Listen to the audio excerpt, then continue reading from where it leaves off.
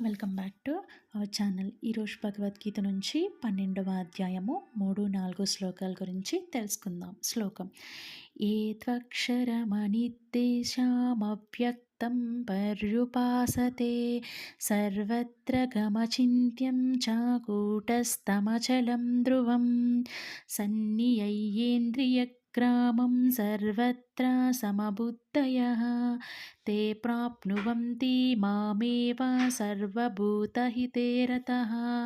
భావం: కానీ ఇంద్రియానుభూతికి అతీతమైనది, సర్వవ్యాపకమైనది, ఊహాతీతమైనది, మార్పు లేనిది, స్థిరమైనది, కదలనిది అయిన అవ్యక్తమును అంటే పరతత్వపు నిరాకార భావనను పూర్తిగా అర్చించే వ్యక్తులు సమస్త ఇంద్రియాల నిగ్రహము ద్వారా అందరి పట్ల సమభావము కలిగి ఉండడం ద్వారా సర్పుల సంక్షేమంలో నెలకొన్న వారై చివరకు నన్ను పొందుతారు. హరే కృష్ణ.